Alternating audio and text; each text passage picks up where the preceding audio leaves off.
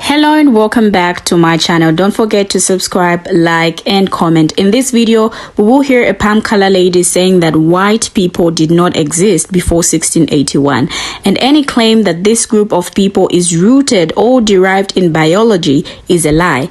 I know this might be shocking because we've grown to believe that palm color people inhabited countries across Europe for hundreds if not thousands of years, right?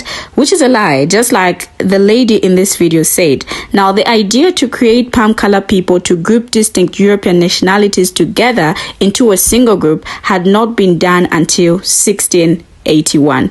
Now, this is really an interesting topic, and I would advise that you watch this video till the very end. The lady in this video shares more on this. So with that said, let's take a look at this video. White people did not exist before 1681. Again, white people did not exist on planet Earth until 1681. Number two, any claim that this group called white people, any claim that that group is rooted in biology or derived from genes or biology or is innate or is from nature is a lie. Third and final point. As a matter of foundational law, actually, let me say it this way. White supremacy has been embedded in the United States of America from its founding as a matter of law. Now, I don't expect you to buy all that, to get all that, to believe all that, at least not now. But my job is to share with you the legal history that proves each of those three claims that I begin with.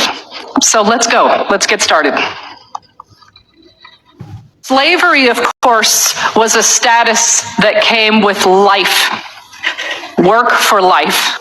There was neither British law nor international law to prohibit or restrict slavery. What we do know is that at this time period in colonial North America, there were free persons of African descent. We know that landholders freed slaves. They did so in wills. They did so by allowing them to purchase their own freedom or the freedom of a family member. The vast majority of workers, laborers, in colonial North America at this time were British men, British workers, the vast majority. There were some women, there were some European laborers from Portuguese, Dutch, folks from Ireland and from Scotland are also revealed in the records, but the vast majority were British men. There were small numbers of persons of African descent, and there were even smaller numbers of members of native tribes.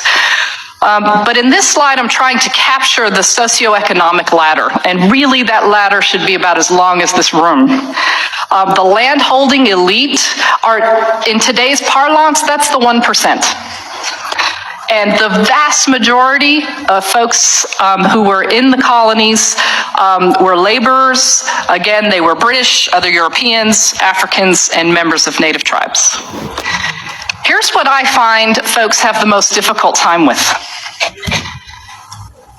We tend to really struggle with getting a good picture of social life, the social context at this juncture. We're very good at understanding the social relations that exist later, and we'll talk about those in a moment. But pre-Bacon's Rebellion society is something that we generally in this country struggle to grasp. So I'm going to do my best to paint a broad stroke picture of this time period. White people did not exist before 1681. I'm going to break out my whiteboard for this one. In the 17th century, in the Maryland and Virginia British colonies, there were freed people of British and African descent living together, working together, and marrying each other. These people were equally disgruntled with the lack of land opportunities and wealth opportunities that they could have as compared to the elite. The social ladder was very hard to climb. These people became very disgruntled, resulting in Bacon's Rebellion. This was a rebellion that involved people of multiple national origins, including Briton and African, to go against the landholding elite. This posed a major threat to capitalism because the working class was united to overthrow the elite. The colonists decided the best way to conquer these individuals was to divide them. This is a divide and conquer strategy, and it worked. It's still working today in America. The colonists decided to create the labels of race to divide the working class. They said now there's white people who are going to be afforded more privileges and advantages for being white, although they were still at the bottom of that ladder.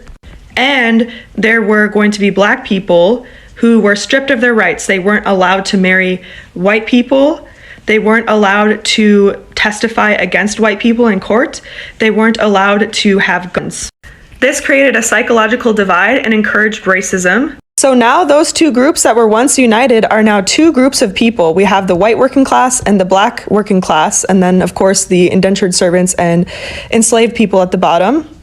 Although these white people had more privileges and advantages, there's still this entire social ladder to get the same land, wealth, and opportunity as these people. But now these people are turned onto these people because they're afraid that these people will take away their opportunities, when in fact it's these people taking away everybody's.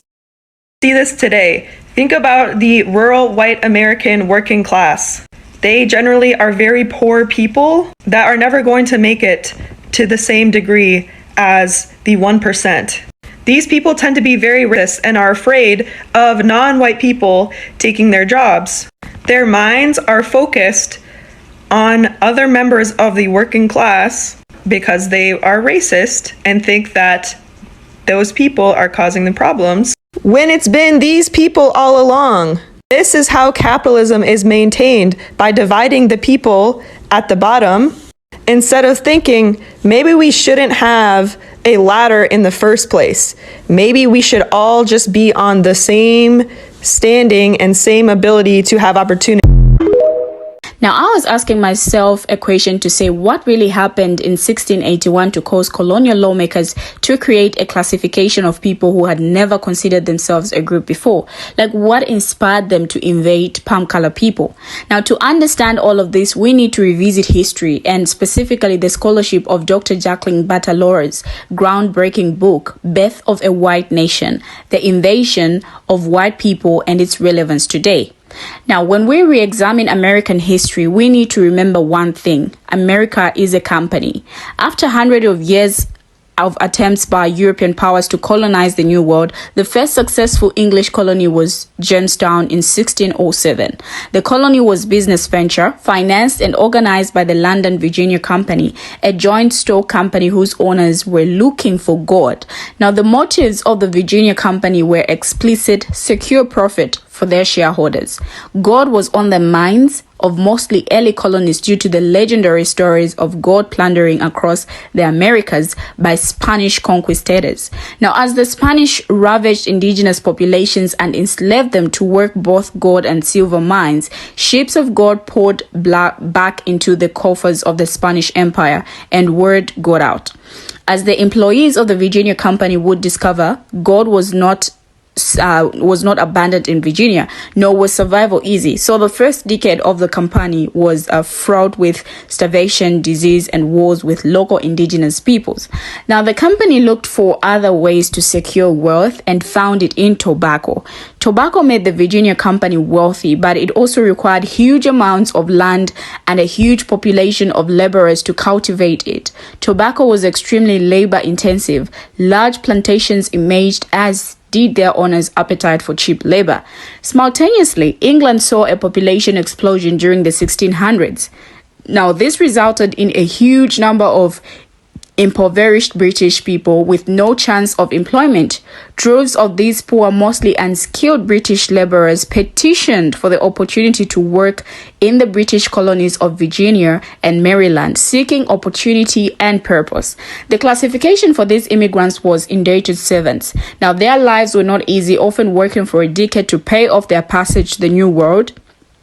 After their contract, they would be considered free men. Their lives were difficult with harsh rules and punishments imposed upon them, but they were not slaves. Now, in 1619, 20 and old, Angolans arrived in Virginia by way of Portuguese slavers. Now, this is the first known instance of African slaves in the British colonies. At the time, there were only 700 or so Europeans living in the Virginia colony. None of these Europeans considered themselves white because white people didn't exist yet. The son of two of these Angolans became the first child of African descent to have been born in America, and he was born a free man. The distinction between slaves and indentured servants was murdered as the colonies hadn't yet formalized slavery into law. Some men who were African born or who were of African descent became free men. Some purchased their freedom, completed their indenture, or were freed via the will of their deceased owner. European and African indentured servants worked together, ate together, lived together, and intermarried. They lived similar lives and often shared similar opportunities at a new life after their contracts ended. Now, all men faced the same opportunities as a matter of law. Free men of African descent could vote, marry whom they wanted, and own slaves, all of which they did. But things were about to change. The elites, all men who controlled the colonies, began creating laws to control both women and the working class. Now, these laws sought to deter miscegenation, the intermarriage of races, by making it a crime. In 1664, Maryland passed a law making it illegal for English women to marry slaves of African descent, punishing free-born English women, forgetful of their free conditions, and, to the disgrace of our nation, to intermarry with black slaves. Now, the punishment was that any woman who did so would be enslaved for the rest of her life, and any children she had would be enslaved until their 20s. Here we see elite men controlling the sexuality of palm color women. Still no mention of white people. They hadn't been invaded yet. But then, in 1618, we see the first instance in history where the word white is used in a law controlling marriage. Maryland's anti-miscegenation law in 1681 punished or prohibited marriage between a palm color person and specific non-white persons. Now, this was an invasion of the colonies. It had not been seen in England. The only marriages it prohibited were between a white person and a person of African descent. And these laws endured for 300 years until 1967, when the Supreme Court ruled in favor of interracial marriage. It is critical in our understanding of race that we see the intersection between sex, gender, class, and power. Here we see the legal underpinnings of what would become artisanship, a ruling elite creating a new term to separate the working class based on which women these male laborers were allowed to marry. Now, this history helps us understand where the problem came from. The elite wanting to be in control by coming up with laws that would separate races and make others feel they are superior or above others. That's where the invasion of what is called white today came in. Now, I am just trying to imagine how life would have been if this never happened. But hey, it is what it is. Kindly share your thoughts on this in the comment section below. Thank you for watching.